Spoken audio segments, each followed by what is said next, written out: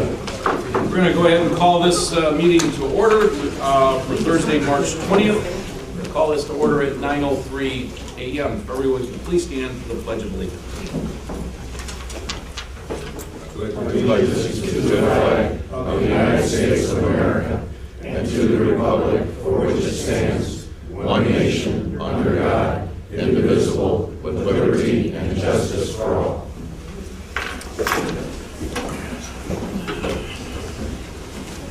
Welcome, everyone. I know the weather's been a little bit summer-like out there today, and slow people getting here, so we want to stay on time as much as possible. So with that, Mary, do we have a quorum? We do have a quorum. Would you like me to read the executive board? Or Sure. You want to real quick, just for the record? Okay. Nancy Adams, Porter County Commissioner. Jim Tong, Chesterton Town Council. Present. Brian Snedeker. Present. Roosevelt Allen, Present. County Commissioner. Representative Red Soliday. Here. Mayor Copeland, Andrew Present. Copeland, and Dave Decker. Present. Very good.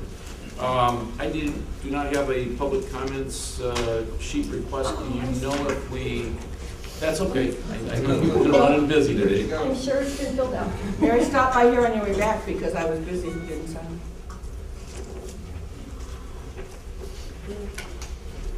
While she's doing that, why don't we go ahead and do the certifications real quick. Attorney Hollenbeck. Mr. Chairman, as you probably recall, members of the NERC governing board serve at the pleasure of the appointing authority.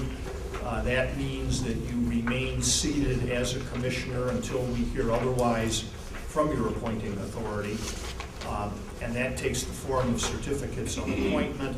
I have one, as you may recall, at our last meeting, Mayor Karen Freeman Wilson was not able to attend, so she unappointed herself and appointed a replacement for that one meeting. She now has reappointed herself to the commission, and it is in proper form, so the Mayor of Gary is back among us. Okay. Thank you. Okay, public comments. Teresa Torres. Thank you. As elected officials, many of you by now may have received an invitation that I was asked to announce today, and that is that the National Civil Rights Hall of Fame is having a colloquium for elected officials and leaders, local community leaders, on April 4th. The focus will be on current civil rights issues, and they asked me to encourage all of you to come. It's an informal dialogue that should be very productive, so I bring that invitation to you.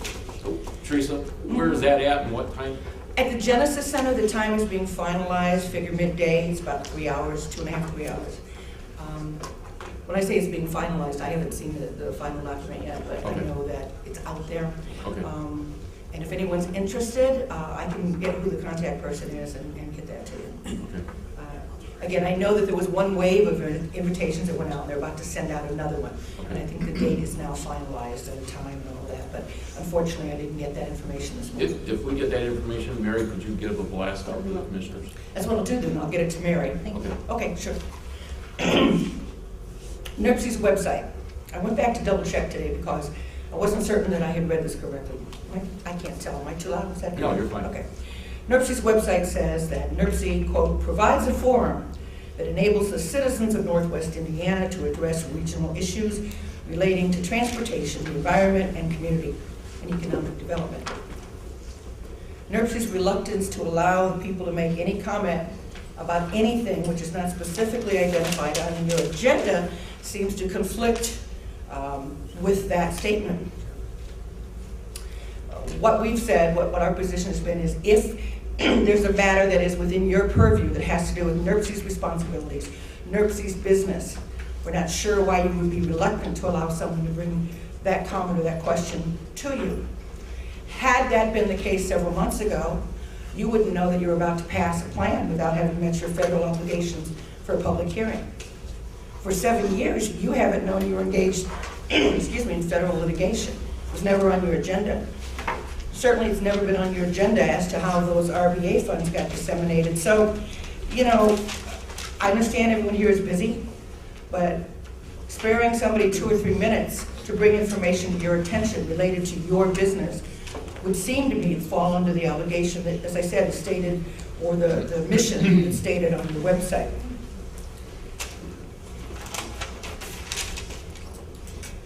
I would also remind you that there are many courts. One of them is the Court of Public Opinion. And there was quite a fallout from decisions made about what to do when a couple of folks came in here and quietly had signs because they wanted to make a statement. And so I would think that you would consider the fact that if someone wishes to bring something to your attention that has to do with your responsibilities and or to comment on something, that you should not have to wait for your staff, who may be the people that were bringing information to you about it, would control your agenda. And so it seems to be a rather Orwellian approach to public dialogue, and we hope that you will reconsider. Thank you. Thank you. Okay, next is the presentation, establishment of a resource inventory. Jody, would you like to Sure. get into this? At the last executive board meeting, there was a discussion about disasters and equipment, and someone apparently brought up a suggestion there should be an inventory created, and I knew that was already being done, so I invited Ray Chambers, who is the vice chair of District 1 Homeland Security. Is that District Planning. District Planning Committee, and I'm going to let Ray take it from here, but this will tell you a little bit about what you were talking about last month. Good morning, everyone. Yeah, we created, well, actually, it started back after 9/11. U.S. Attorney Dave Capps got the Waterfront Critical Infrastructure Group together, and it just kind of expanded from there. One of the things was that Homeland Security created a information sharing network through internet capabilities, and it was basically a concept to bring public and private sectors together. What we have done is brought our District Planning Council, that many are aware of, together with the private sectors, and we created the Information Sharing Working Group. We sat down and created a few goals. One of them was to create a district comprehensive emergency management plan, which we did accomplish. And this year we're going to expand on it by creating emergency support functions of that. And all it does is sit there and, oh, okay. Thank you. And what it'll do is bring all the county emergency plans together into a district before it goes up to the state and use our local resources that we do have available to us. It is one of the only ones in the nation, basically, so a lot of people are looking at this, but it created that information working group. And from that point, the other thing that we did was we wanted to know what our resources that were available. And while we were talking at this meeting, we had Purdue Cal sitting in there to assist us on a lot of our projects and stuff like that. And they raised their hand and says, we're basically working on something along this.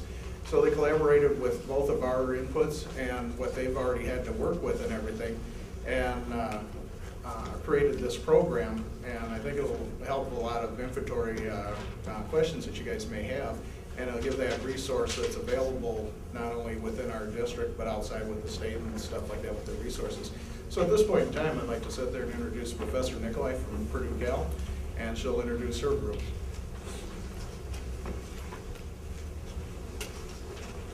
Hello, my name is Barbara Nicolai. I'm a professor at Purdue, and my area is database design and implementation. My graduate student from 2008, Mark Kaposius, is our DBA, a database administrator, and my graduate aide, Jim Miller, has been instrumental in some of the more creative programming that we've done in the system. Just to give you a little background, I came from the area. I originally started at Inland Steel, which is now ISPAT, and retired from there, and then joined Purdue. And after, on August 25th, 2005, when Katrina hit, I changed my research area just from strictly database theory to actually creating a system that would help. Because my students and everyone was so upset about what happened, I just felt driven to have to do something. So I have been working on disaster management since 2005. So what we're going to show you, I ended up joining the information sharing group during my sabbatical, And the conversation was, we need some inventory tracking, and I said, we're already working on that, like he said. But so I'm going to show you the product of our inventory tracking, which includes FEMA reimbursable hours and coding. Some of the things that we're also working on is we have a completely supportable system for day-to-day mobile unit, warehouse products, things like that, already built in the system. We are now this semester working on evacuation. So I need input if you want to see that. In fact, we talked to someone from NDOT today because Jim has figured out how to trap the cameras and show the obstructions on the roads, and we're working on, right now in Google Map, you can show a road, but you can't show what the obstructions on that road and how to reroute in an evacuation. So Jim's trying to work on the programming for that. So we've got a lot of goodies that we're going to be showing you, and really appreciate your input. So just to start out, I was a part of the Northwest Indiana Grid Project from Pete Wiskowski's office. I got funding for that internal money from Purdue to work on the disaster management. So this system has been designed through my tutelage as well as implemented in the classroom. We have run it through since 2005. This has been the case study that we've been working on in all of my classes, undergraduate and graduate. So I just want to show you with the tracking system, we basically have a proof of concept server. The dean just gave me $20,000 to set up 5 new servers so we can show you a configuration for Lake County. This will support the whole Lake County infrastructure for disaster management. So we will have something to show you and you could replicate. So it's basically a web page. The database is sitting on this little Surface tablet. It can sit on the servers, but it also can be run off of a tablet. It can be run off of your iPhone as long as you have some kind of internet access. Because we wanted to make sure that if people are supporting it, they could take a tablet or whatever and go out into the disaster and figure out what's going on.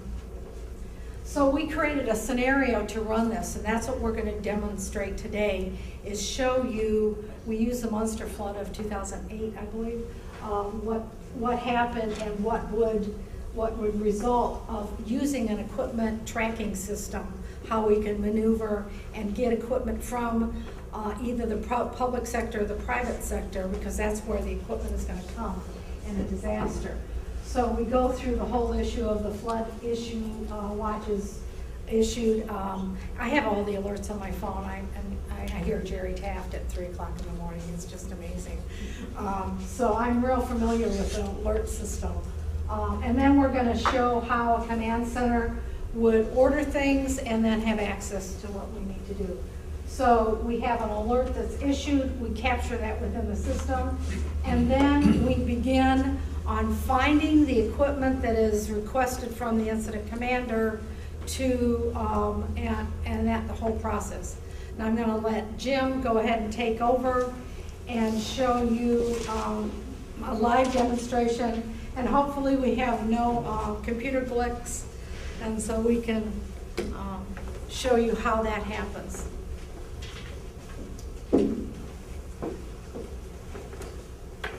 All right.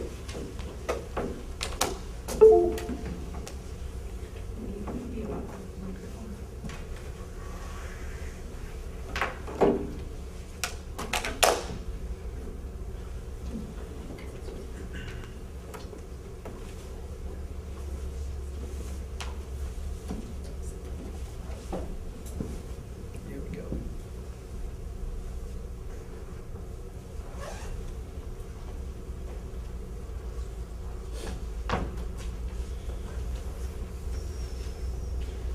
All right, what we have right here is our preliminary ordering system. The way that we figured that we should have an ordering system in place is we figured that we're going to have, when a disaster happens, there's going to be a lot of requests at once. There might be hundreds of people calling in. And to handle that, we need a quick and effective way to jot down what they need to later go back and finalize the order, find it in a database, and ship it to them. The way that we actually do that is through a preliminary ordering system where a user calls in. Let's say that they're in need of, let's go through that real quick. Just use this mouse pad, it'll be easier. We first identified the call center and the disaster that's associated with this request. Then whether a warehouse wants this or a client wants this, it's dependent on which way you're going to go. It's just a reference to a client or a warehouse. Let's do a client order real quick. Let's say someone called in. Professor Nikolai called in. She requests, we can see that she's in the system. Let's select her.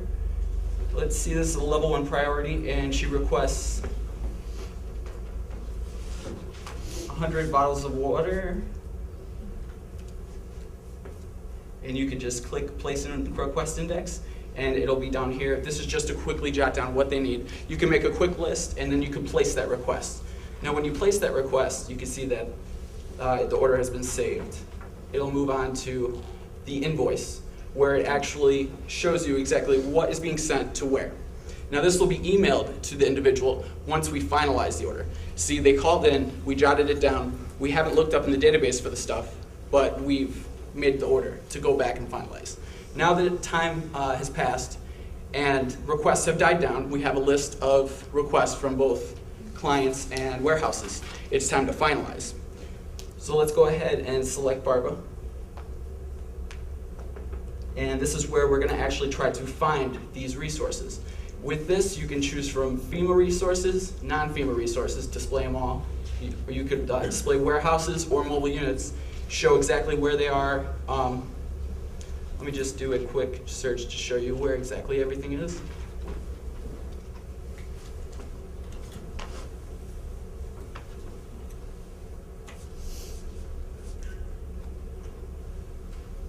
All right, you can see that we have a bunch of mobile units and resources.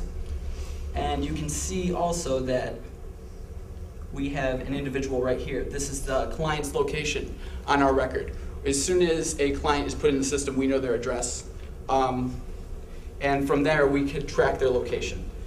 Now with this, we're actually going to be searching for a resource. So let's choose from a FEMA type. We can see that we have all these FEMA types that are reimbursable. Just for a quick search, I'm going to search non-FEMA types for water.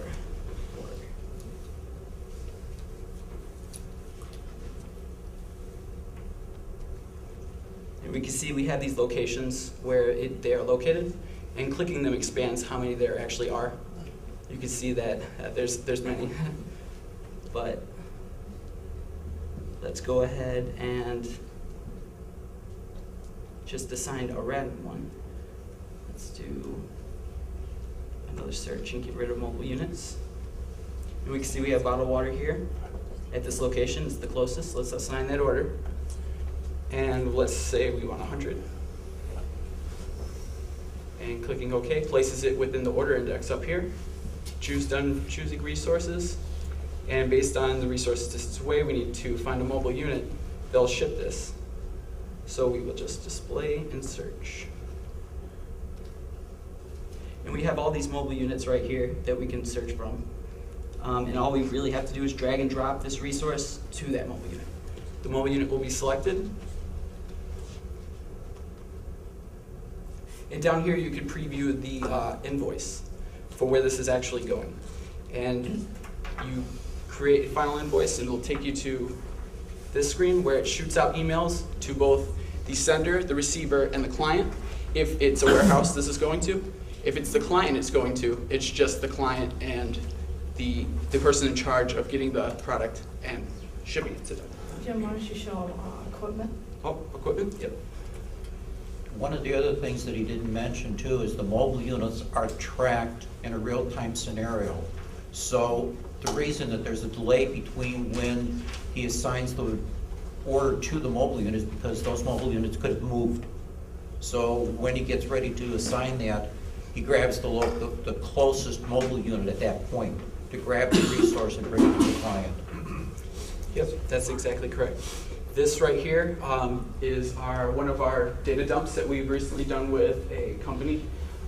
We have roughly around 2,000 records right here, and you can see that it's a variety of different things. Let's see. This one's a forklift. There's many different resources within this. We're looking into getting absolutely every resource we can all across in our area, just to reference everything that we can in a disaster. Like we need water pumps for the Munster flood. We would know where they are. We know where multiple areas of where we can get them, and how many they have, what condition they're in, and all this will be updated easily through an iPad or anything that's web-based.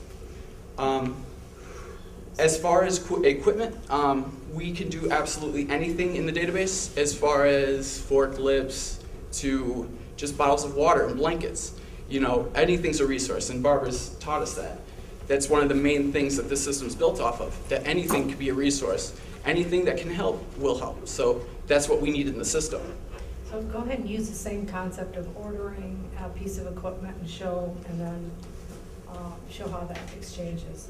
Okay. So the same concept as you saw, that an individual may request some medical supplies or water or some kind of sustenance. The same thing happens with equipment.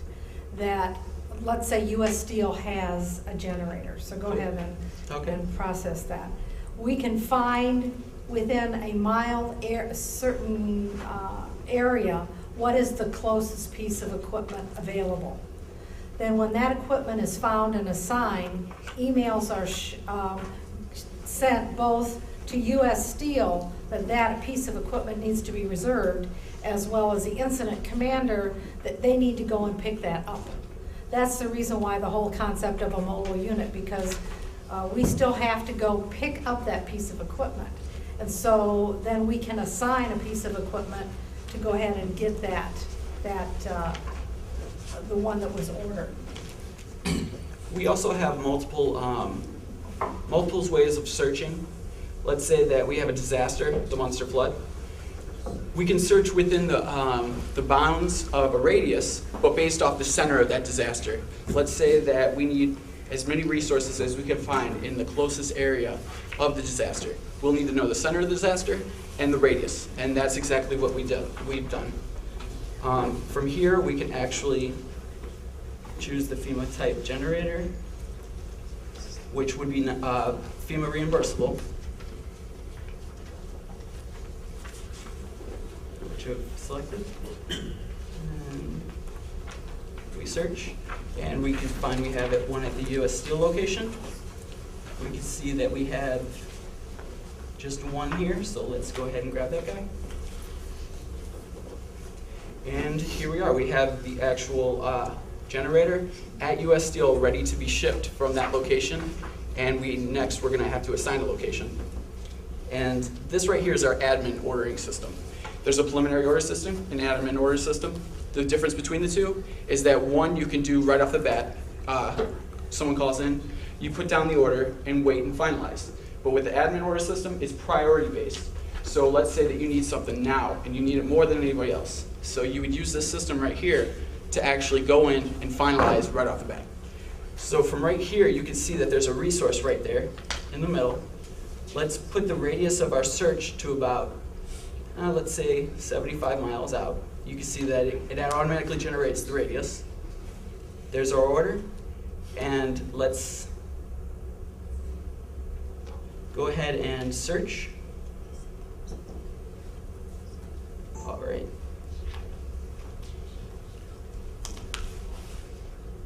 We can see that we have the resource right here, and we have warehouses that are ready to be shipped to this resource to be shipped to them. So let's go ahead and pick this location right here. This is the Civis Command Center at Purdue. You can see how far away it is from the search location. All you have to do is drag and drop. Yep. There's not a lot of training. All you have to do is find the closest warehouse where you want the equipment to be sent, and you just bring it in there, and that instantly makes an email to all the units of sender and receiver.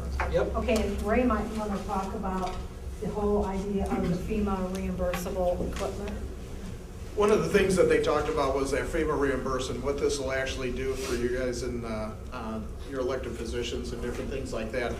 Your emergency management will be taking care of a lot of this, but where it does is it'll have those prices. So how is that important with FEMA cutting back with a lot of their reimbursing and stuff like this? A lot of it is responsibility of the local government at first. There is no guarantee that things will get reimbursed. So you're gonna wanna go your cheapest route and stuff like that. One of the things that we're doing now is 12-hour operational periods. So you may have something that's extremely close to you, and I'll use a payloader that may be available to you for $200 an hour. With working in a 12-hour operational period, you may find one that's maybe 60 miles away that's $100 an hour, which is gonna be, if you're gonna operate for 4 or 5 days long-term recovery and issues like that, you're gonna wanna sit there and get, you know, the cheaper price and everything else that way. So this will allow you to make that decision. Do you want that closest one in a true emergency? You may choose that option. But when you're looking at a longer term event, you can sit there and take that cheaper route and find one out in a further distance area. And so this is gonna be the decision that'll be laid to you guys. Do you wanna sit there and do this? Because it's gonna be the responsibility of how much the cost of that disaster is ultimately in your hands that way. So this gives the emergency management and different other groups like that to sit there and be able to operate and give you that option of which way to go and everything else that way. Everything is set up by FEMA rate, and should you have a company that does not want to honor the FEMA rates, that can be listed in there too, but you'll know up front exactly. So when they sit there and say, we're going to need a couple payloaders and some loads of sand, they'll be able to sit there and actually give you a price that tells you exactly what it is instead of trying to negotiate at the last minute and find those prices out at that time. So it just kind of gives you that advance notice. Also, one of the things we added into the system, we talked about RFID tags, because after the equipment is placed, there was a concern about tracking its movement just in case they don't use the system the way they have. So we have built in the whole idea of the RFID tagging. We have been able to put that into the system. Is it not? Is it plugged in? Okay, so.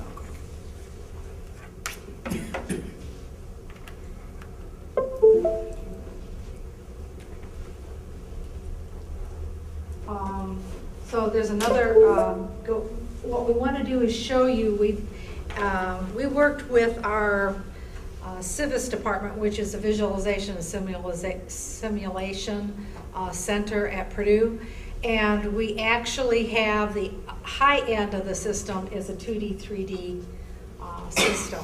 And we want to show you, go ahead and start Jerry's. We want to show you what we actually can take. People in the field can take pictures on their smartphones, and we're using Google Maps, and we can put the picture of the smartphone right on the Google Maps so you can see the state of the emergency real time. And so, and that's an easy thing to do. The 3D part of it, Jim is working on, because right now we're using the supercomputer to figure out which is the best route to take, and we're trying to minimize the interaction of sophisticated equipment and just go ahead and do that. So let's show you, we can show you the high end of the system.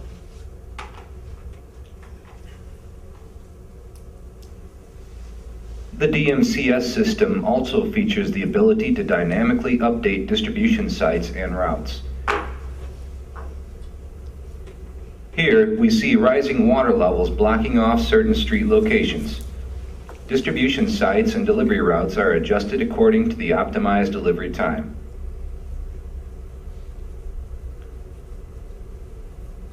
The Google Earth API has been used to enable 3D views of the disaster site along with distribution routes, 3D models of buildings, and other key information.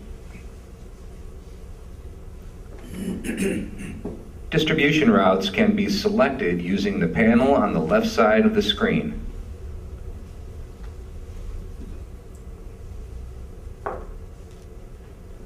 The standard Google Earth controls are used for zooming, panning, and navigating through the 3D terrain.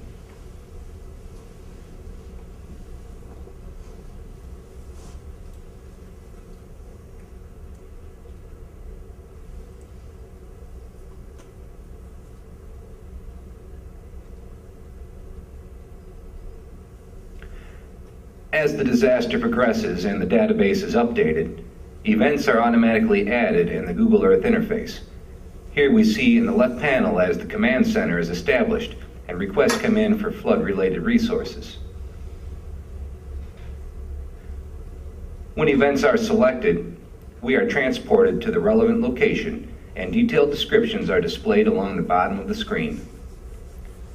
Icons on screen identify other event information.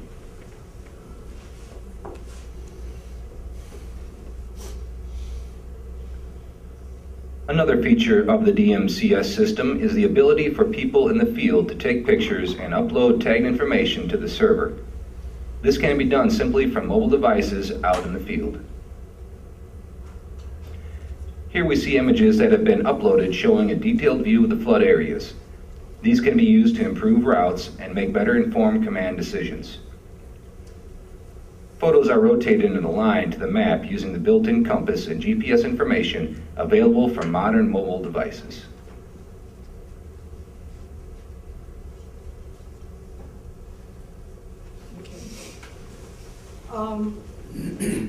Well, how much time do we have left? Do we have another 5 minutes or so? We're getting close, yeah. Okay. We're working on evacuation right now because that's the next, what I do is have a different module every semester. And so I wanted Jim to be able to show you some of the things that he's been working on, integrating the camera information from NDOT. And because we're very concerned about obstructions, of not only trying to figure out an evacuation route, but which is the safest route. Because Sandy taught us that people could be sent on a road and the road could fall off and then they have no place to go. Yes. Can I ask you a question on the visualization? Would that be able to be used by communities that are seeking potential FEMA or Okra grants in a non-event period? So if, say they're seeking some grants through FEMA for flooding of their community, would that visualization be available to them as a submittal for grant? Absolutely, because our director there works with the communities and has several projects working with that. So she does that on an ongoing basis. And my research leaves me available as a possible co-PI on a grant also, because we've been working on this for so long. And once you're done with your part and the infrastructure is in place, will District 1 be the facilitator for updating and keeping the program moving? Well, and as long as I'm breathing, I'll be a part of it. And what I have created, everything goes to District 1, and then I have graduate students who have graduated that don't leave the research. I have probably 5 graduate students that are continually they never leave. I don't let them leave. You know, they stay with it, and so they're bringing, I have a security person, I have a networking person, I have a DBA, I have a programmer, so these people stay. So as long as Purdue so you don't have to depend just on me. I have created this team that will be involved with this until you need it, until it's done. And Any even if it's questions? done. Do the municipalities have the ability to get in on this software product? I'm sorry? Do the municipalities have the ability to get onto this program and use it? It's not live yet. We have it, the base system is in final testing. We need to do something called load testing, and which means we have to put the population numbers, all the equipment in, and because we want to make sure the system doesn't crash in the disaster. So we have to make sure So far, that that's the everything case. is running fine, but what we want to do is we want to really tax the system. And we've already gone through our pen testing. Everything is set and finalized on that. We're NIMS compliant on all of the servers. So everything on the back end is all set. Now we're just into the load testing, and we're going to just beat it up and see how it's going to go. Yeah. Something else you might be interested in, and I'm sure Ray is, you've heard of the NIMS forms that the incident commander uses for reimbursement. That module is being worked on this semester. And that's gonna probably take another semester to work. We are integrating all of the NIMS forms into the system. So instead of people having to draw out a map, they're actually gonna be able to go to Google Earth, capture the flood area, designate it, and then save it and keep that for record. So my research is ongoing. I could be keep doing this with other, we're gonna build a data warehouse so we can do mass publication. Ray wants financial tracking for FEMA so we can know at any point in time what's gonna happen, where we are. Once the system is live and it's up on the web, will there be a fee to the counties to access the system? As far as I'm concerned, that's, I'm giving it away. I don't want anything. As far as the public So, resources that are available on there, yes. Some of the private sector groups that are also going to put their information in there, it's going to be more directed towards the District 1 to have their logistics team to be able to be responsible, and their concern is just security issues of where they store their equipment and stuff. So that is the only reason, but if there's a request from Lake County for a private sector group, it may have to go through the, that channel and get to it. It's not going to stop them from being able to ask for it. It's just as far as accessing that program for the private sector only will be that way. And keep in mind too, for the private sector, the security on the back end of that, we're building into it so that we used US Steel. If they have equipment in this database, they'll be able to view all of their equipment, but say Bethlehem Steel, who also has their equipment, they can't see any Bethlehem's equipment, Bethlehem can't see any of US Steel's. But the incident commander can see everything. And that would be assigned on a disaster level. So at the time of the disaster, the incident commander would be assigned to that role, and that role will give them permission to look at all of the resources. Once that disaster is over, that role would be terminated on that person, and then they don't have access. From my experiences in 2008, anything to help us with the reimbursements and make it easier would be great. It's very complex, very specific to each site. To design it is nuts. But my question really is there a module or is there a thought to how you could take in citizen input, the same thought as you would with your emergency people in the field, but Right. that covers a broader area Right. and helps the incident commander focus on where it may be the worst. The system was originally designed around a township model. So it could be used on a day-to-day basis. So it could support those small disasters. And you could have citizen call, you could have people call in and request things. Everything would go through the same approval process as you have today. So we have just replicated it. But it also can escalate up to an incident commander. To me, the final piece is really putting in the NIMS form into the system, because people are doing it on paper right now. And if it would be totally integrated into what we're doing, then you would have a way to do all of that gross data, summary data, find out totals and things. So that you'd have to have the security in place for the ordinary, as we talk about the Wazer idea of anybody off the street, but you have to be really careful about getting misinformation. So as long as you could have designated, approved people to add, but that's something that you would decide at your level. The system you can do that on the system. It's I up was to you. just thinking in terms of prioritization. Right. I mean, to me, it's you define your security. I have that in place for you, so. And Jim's been flashing some of the screens so you can see how he's been experimenting with getting the NDOT information, because what better usage for using the things that we already have in place, but integrating into the system so people can figure out, and we can figure out a way for them to get out of an area, or the equipment to get from one place to the other. Because the flood or the disaster can change. And we have even accounted for multiple disasters. Japan taught us that you could have piggyback disasters and how to be able to manage that multiple disasters. So, any other questions? Thank you very much for Oh, you're taking welcome. the time to do it.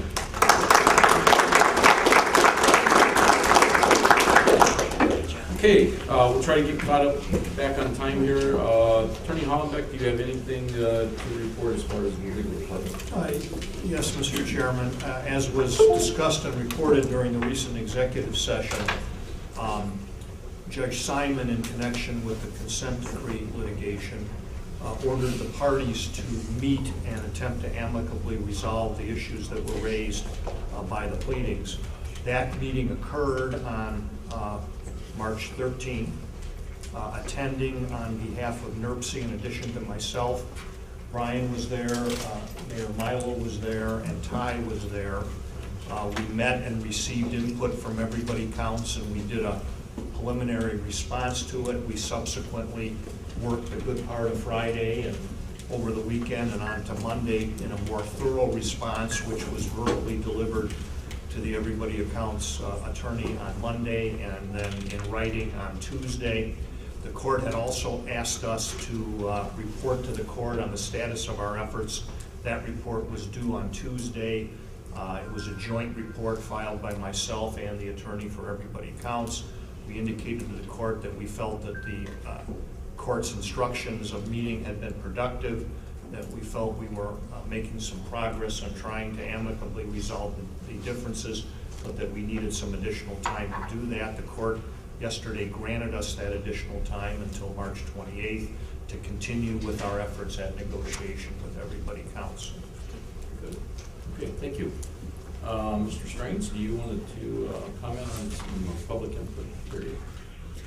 Yes, we're going to be taking action today on some amendments to our transportation improvement program, but there's another amendment that's pending, and we're in the middle of a public comment period for that. I'm just reading parts of a news release issued on March 11th that a public comment period began on March 12th and will end on Thursday, April 10th. On amendment number 13 to the Transportation Improvement Program for basically two projects. One, Northern Indiana Commuter Transportation District Tier 2 Environmental Impact Study for the expansion of commuter rail, otherwise known as the Westlake Extension. And second, what's called a triangle transit service between the cities of Michigan City, LaPorte, and also the university in Westville. That's a 3-year demonstration grant, plus it includes a transit vehicle. And those public meetings will be held beginning this Saturday, March 22nd, the first being in the Munster Town Hall, and then a series of meetings all on March 26th at Purdue University North Central, at LaPorte City Hall, Michigan City Hall.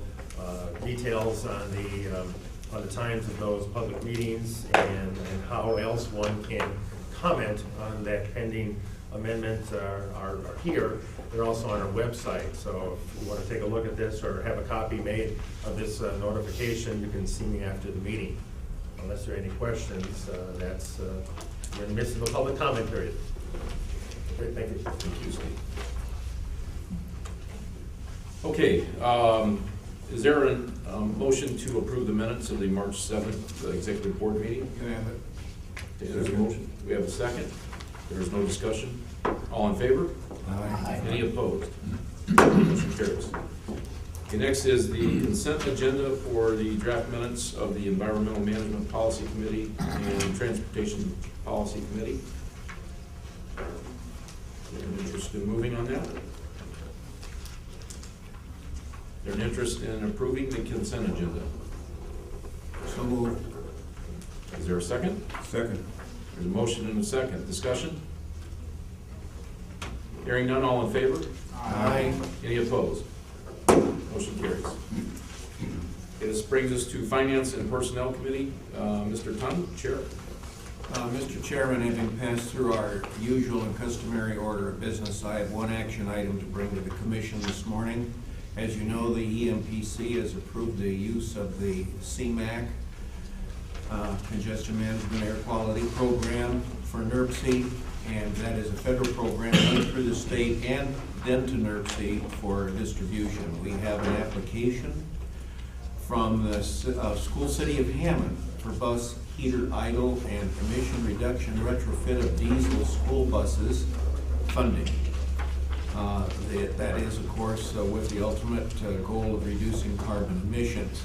Their request, which has been forwarded positively by the Finance and Personnel Committee, consists of the installation of equipment on 39 buses, school buses, for a total approved cost of $99,338.07. I would ask for a motion to approve this contract for the diesel school buses emission control for the school city of Hammond. So you're making the motion? Yes. Okay. Second. There's a second. Discussion? Hearing none, all in favor? Aye. Any opposed? Motion carries. Okay, Transportation Policy Committee. Mr. Chairman? Yes. Under Finance and Personnel, what's the status of the lease right now? Did we get that back yet? Or? We've exchanged drafts of the lease. The most recent one came from Portage, I think Tuesday, and I'm in the process of working with the Portage City Attorney to finalize that. There'll be minutes. You can read it in the F&P minutes. It was recorded. Okay. Like to. For the next meeting. Okay. Transportation Policy Committee. Mr. Chairman, I have that All report. right, Mr. Dobus. Thank you. The Transportation Policy Committee met on March 18th at the Portage Lakefront Park. We have two actions for consideration today. The committee heard presentations from American Structure Point about the Klein Avenue Bridge reconstruction project, from Gary Public Transportation Corporation on their expansion into Hammond, and from the staff regarding the Transportation Alternative Program and the I-65 added expansion and Klein Avenue, the bridge congestion management process. This process was approved by the committee, and action on the 2040 Comprehensive Regional Plan amendment will be before the committee in April. For more information about these topics, please contact Mitch Barloga. The first action in adoption resolution 1409 on page 21, the 14th amendment to the fiscal year 2014-2017 Transportation Improvement Program for NDOT project. Gary Evers will describe this action.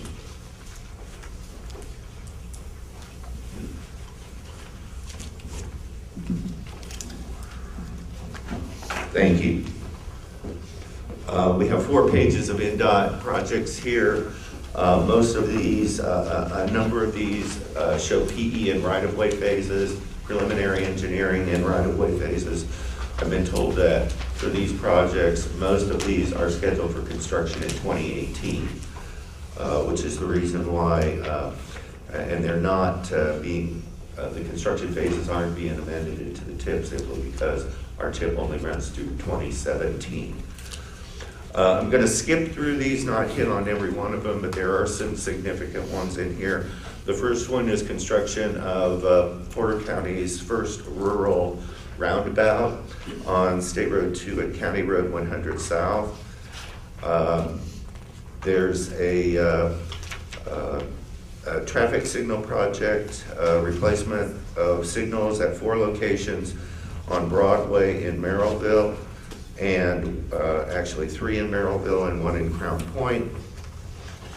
A couple of overlay projects, pavement-related projects. On the next page, second from the bottom, NDOT is planning to add a continuous left turn lane on US 41 between 77th Avenue and basically Lake Central High School. There's been a number of accidents in that area, and they believe that that will take care of that, remedy that problem for the most part. A number of State Road 912 Klein Avenue projects here, reconstruction of the superstructure and a ramp from southbound 912 to eastbound Industrial Highway, replacement of the superstructure of the main bridge at that location, as well as a just north of there, the bridge over Guthrie Street / the Marina Casino Access Road is being replaced as well.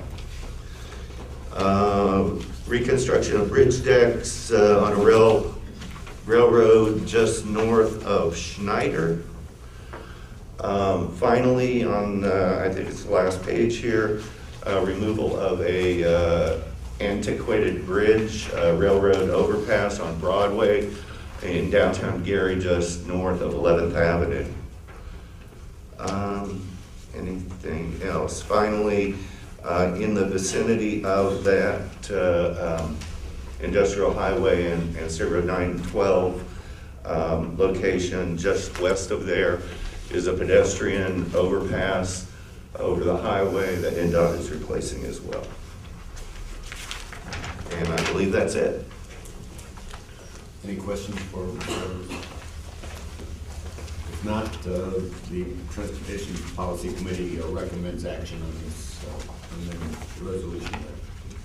Is there a motion to approve Resolution 1409? Mr. Chair, I move to approve. Second. There's been a motion and a second. Discussion? Hearing none. All in favor? Aye. Any opposed? Motion carries.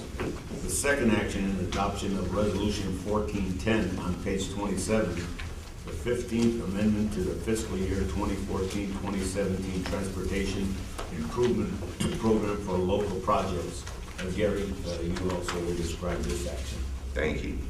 The first project is actually a subdivision of a pre-existing project. Is the city of Valparaiso wanting to add turning lanes and a bike path along Calumet Ave between Burlington Beach Road and Bullseye Lake Road. Two alternative fuel projects here for LaPorte County and City of LaPorte under CMAQ program. Next project, continuation of NERC's public education program under CMAQ for a 2-year period of time. And then we have 7 or 8 of our successful livable centers applications here. You can see the various communities that have received these awards. This is the first step in making these projects real and getting the planning work going on these projects. At the bottom of page 30, we have a bicycle and pedestrian project in the city of LaPorte, which will basically connect downtown to Pine Lake, running for about a mile and a half to the northwest. And finally, on the last page, we have 2 projects, 2 bridge projects that were recently selected by NDOT for funding. These are LaPorte County Bridge 18, which is located just south of the city of Michigan City, and Porter County Bridge number 62, which crosses the Kankakee River at Marty's Place. Any questions from Gary? Gary, no questions? Any questions? No. The Transportation Policy Committee recommends action on this amendment or resolution. So moved. There's been a motion and a second to approve Resolution 1410. Is there any discussion? Mr. Chairman? Yes. I'd just like to express my appreciation for rebuilding the bridge at Marty's. And right now, probably early next week, we'll be removing trees. 2 to 3 times a year, that bridge gets clogged up, causing severe flooding conditions. And of course, these big trees endanger the public and the bridge, so thank you. All right, any other discussion? Hearing none. All in favor? Aye. Any opposed? Motion carries. The next meeting of the Transportation Policy Committee is scheduled for 9:00 a.m. Tuesday, April 8th. And that concludes the report. Thank you. The next item before us is NDOT. Mr. Alderman from the LaPorte District. Good morning. Good morning. Good morning. I guess the only thing I can say that is productive is we're trying to pick up the pieces right now. Obviously, there's been a lot of destruction to the roads up here. We've mobilized the highway maintenance staff from our south 3 subs, and mainly they're coming and have been concentrating on Lake County. Fill potholes, Most of the damage for this transportation district's in the northern portion, obviously, and a great deal of it is in Lake Porter, somewhat in LaPorte County, and we're trying to catch up. We had NDOT's pavement engineer up last week to run the roads with us. We wanted them to see firsthand what the issues are and how much damage has been done by the winter. We continue to go forward in trying to fill potholes as we can. Obviously, we're going to be a lot more successful when we get hot mix asphalt. As you all know, the legislature wrapped up. Thanks to Representative Soliday, there's $200 million coming for road projects this year. In that package will be the added capacity project for I-65, which should be important to everyone given the amount of congestion and accidents that take place on 65, the northern portion of 65. We're giving everything our best shot. We don't have unlimited resources. Our people are working hard to get out and fill the potholes, to be able to deal with some of the issues that we certainly have out there. And in an effort to perpetuate my masochistic attitude, I'll be at the Mayor's Roundtable with Brian tomorrow. And also, we're having a public meeting on Clyde Avenue with the interested parties, the casinos, ArcelorMittal. I was approached yesterday by Representative Smith, who had a resolution recognizing Gary Mayor Rudy Clay. And so we're going forth with that resolution to start to, a portion of US 20 will be recognized as the Rudy Clay Memorial Highway. We're going forward with that. We're faced with a lot right now. We're trying to overcome those things. We're trying to leverage our situation to see what we can get in the way of resources to bring the system back up to where it should be. It's not going to be an easy task. I would tell you, all I can tell you is that we're giving it our best. If it doesn't work out, I'll move back to Fort Wayne. No, I'm much more tough. I'm a city boy, and this seems more like the city to me. Dave Decker and I are working on some things, some safety issues in the city of LaPorte. We think we've found some resolution to be able to address some of those issues that are important to the city of LaPorte, and also involves our highway, State Road 2. We have a number of projects that have gone off, as you can see by the list. And you know, I'd like to do a lot more. Again, we're limited by resources like everyone else. Any questions of Mr. Alderman? Mr. Chairman, I'd like to commend Mr. Alderman and NDOT for the tremendous improvement they've made on 49 from 94 south. They really jumped on that in the last couple of days and done a terrific job at eliminating many problems on that road. So thank you very much for your efforts in that regard. It's been noted and commented on by several people to me. We're trying really hard, especially the lion's share of the damage is taking place in Lake and Port. It's impossible not to be obvious when you drive those roads. Cold mix is not real good for this process. Once we get hot mix, I think we're going to have a lot more success. You know, we filled a lot of potholes, unfortunately. You get the rain, the snows, the melting, and it's back out of the holes. We spent some real money with not the kind of result that we would like to have, but I think once we get the hot mix, we start to gain some ground. As you all know, also with the Klein Avenue project, it's actually going to get underway in the next 2 or 3 weeks, and so you'll see some impact there.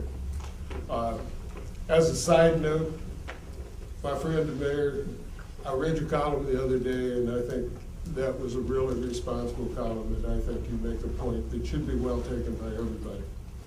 anytime you, and forgive me for editorializing, but when you use social media, as a guy who spent a lot of time in politics, there are liabilities involved in that. And you take those liabilities on along with everything else. But it's good to be able to communicate with everyone. Thank you. Mr. Alderman? Yes, sir. I've noticed on the street, the lights on 94, a massive amount of them being out. Has that been addressed? I'm assuming it's a power line or something. Well, we've lost incredible amounts of copper to copper thieves. Mayor, you may not know this, but a person from Porter County was arrested for this. On a police call, they discovered that when they got to this house where there was a complaint of this person burning stuff, he was burning insulation off of our wire. We've had circumstances where we have gone in and replaced all of that wiring only to have it stolen again at the same locations. It's not unique to this area, but it's been very intense in this area. Statewide, it's a problem, and it's a problem that we're trying to deal with using the state police and other resources that we have in order to find these folks. And I've encouraged law enforcement, anyone who's arrested for this, I've encouraged them to understand that this is a real public safety issue that puts a lot of people in danger, and these people need to be dealt with accordingly. Well, you know, it's risk versus reward when it comes to criminal activity. That's kind of an old model for me, but risk versus reward. What are you risking versus what do you get? There's a lot of money in copper right now, and consequently, we're being victimized because of that. If I may ask, what's the difference? What is the difference on the Illinois side versus the Indiana side, where that is ours more susceptible to theft? Is it easier to get to? That I don't know.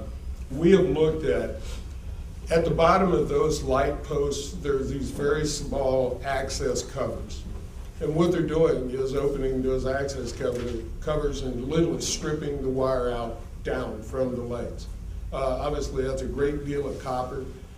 We need to readdress those access covers and how easy they are to open and to be able to get at the wire.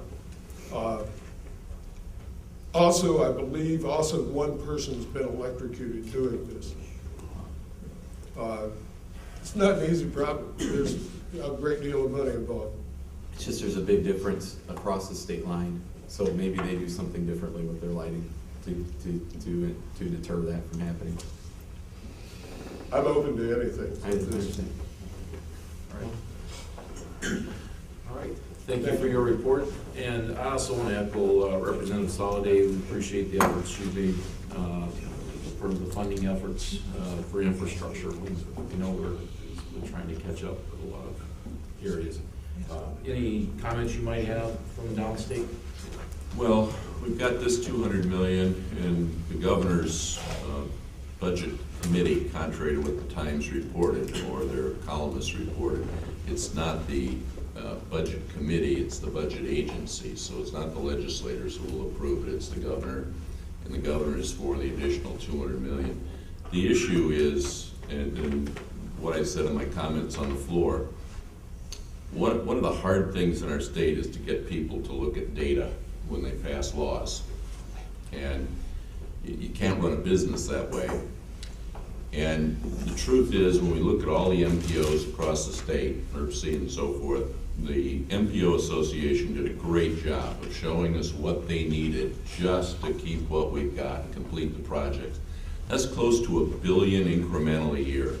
That's for the MPOs. That's not the rural, so forth. So we got about $100 million last year. That's a 10th.